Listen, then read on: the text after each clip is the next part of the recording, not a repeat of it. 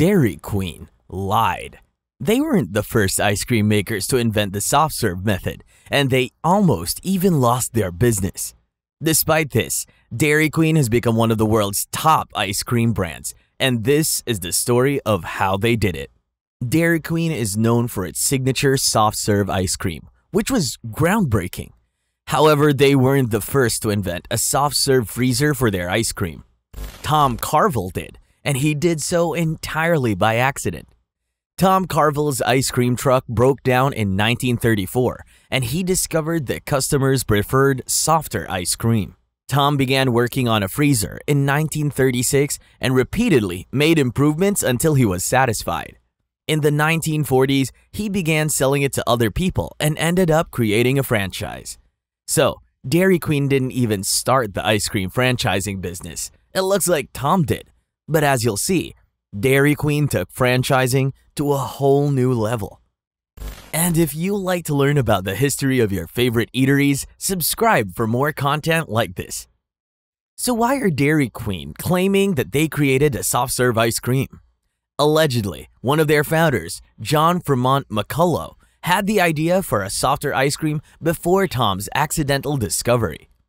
John and his son Alex have been in the ice cream business since 1927, and they operated in Moline, Illinois, near Davenport, Iowa.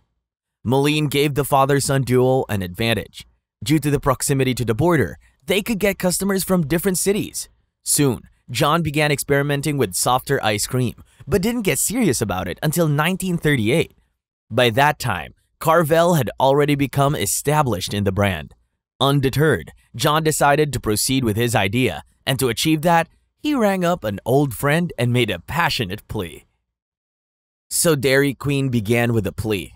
In 1938, around Moline, Illinois, John Fremont McCullough, or Grandpa as people fondly call him, and his son made ice cream that was different from the frozen ones people were used to. The pair met Sherb Noble, an ice cream seller with a store in Kankakee, Illinois.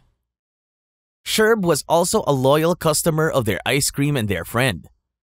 The father and son duo pleaded and convinced Sherb to run a trial sale of their new type of ice cream in his store, and he accepted. Noble then advertised to his customers that they could eat all they wanted of his new ice cream for 10 cents, and the results he got were absolutely stunning. He sold 1,600 servings of this ice cream within 2 hours on the first day. John and Alex were sure their product had potential, but they needed a better way to serve their soft-serve ice cream efficiently. They set to work and found a freezer that Harry Olds from Hammond, Indiana had made. The freezer was perfect for their soft-serve ice cream as it could conveniently dispense the softer ice cream. John and Alex had their product and their freezer. However, they didn't have a name. But John had an idea. John McCullough had a saying that the cow was the queen of the dairy business. And from there, John named the new business Dairy Queen. In 1940, John, Alex, and Noble partnered to open the business's first store at 501 North Chicago Street in Joliet, Illinois. The trio hired Jim and Elliot Grace to help them manage their ice cream. However, things soon took a drastic turn. Sherb Noble wanted to fly solo and bought out John and Alex's interest in the first store, but they weren't done yet. John and Alex promptly opened another Dairy Queen store in Moline, Illinois in 1941, recruiting the duo of Jim and Elliot Grace to help them run the store. And like that, other Dairy Queen stores began to pop up, and it looked like the business was due a rapid expansion. Unfortunately, the company suffered a massive setback. In December 1941, the United States of America joined World War II, and as a result, industries focused mainly on making war equipment. Manufacturers diverted the materials Dairy Queen used in making its freezers to manufacturing equipment for the United States Army, so the company could no longer expand as they didn't have the special freezers that dispense their soft-serve ice cream. But this setback wouldn't remain for long. After the war, the Dairy Queen franchise exploded. From having just around 10 stores before the United States joined the war in 1941, the franchise grew to 100 in 1947. The company had over 1,400 in 1950 and 2,600 in 1955. By 1953, they had even begun to open stores outside of the United States, with the 1953 store being in Melville, Saskatchewan, Canada. The business owed its rapid expansion to Harry Axine. In 1946, Harry Axine, a sales manager for a farm equipment business, met John McCullough and proposed to invest in the business. Soon, he became a 50-50 partner in the mix company. Also, Axine brought the rights to Illinois and Iowa for $12,000 and later got the full rights to the mix company. His eyes were fixed on franchising, and he brought in investors to promote his idea of franchising to them.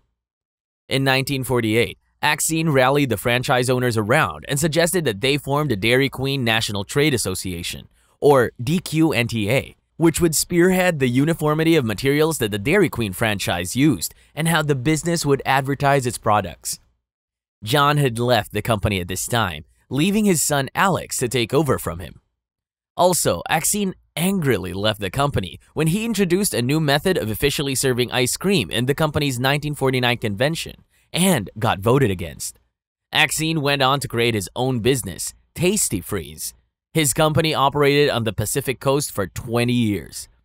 As if the rapid changes in leadership weren't enough, in the 50s, sales crashed as store-bought ice cream became common and more people had access to TV and air conditioning at their homes. Dairy Queen had to act fast, and they began to improve their menu to include more products. While sales improved, the company sank into its deepest trouble yet. John and Alex McCullough were so eager for their business to grow that they began to give franchises out as they wished, with napkins sometimes serving as evidence of a sale. So these franchises had no clear idea of their roles, as there were no formal documents to specify how they were supposed to operate. These franchise owners didn't even know who they should pay royalties to.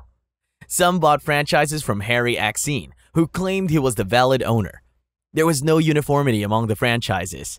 Different stores sold different things, logos differed, and no one cared about quality control. The DNQTA, which should have regulated the franchise, had no real powers. The situation became messier when some franchise owners didn't even want to pay royalties at all.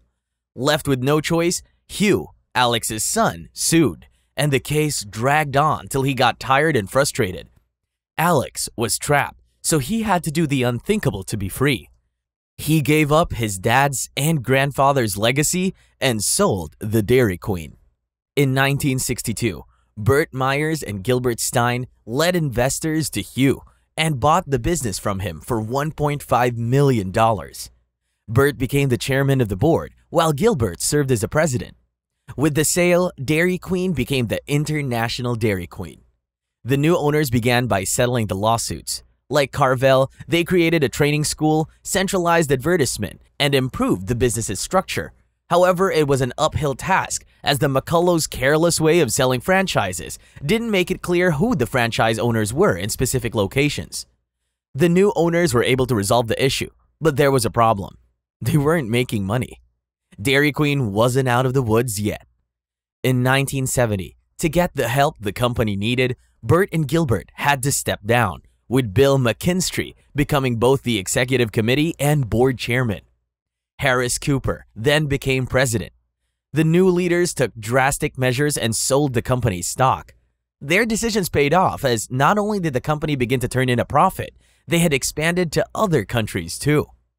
Dairy Queen now had stores in Tokyo in 1972, and by 1980, they had gotten stores in Barbados, Trinidad, Guatemala, Iceland, Panama, Puerto Rico, the United Arab Emirates, and Hong Kong.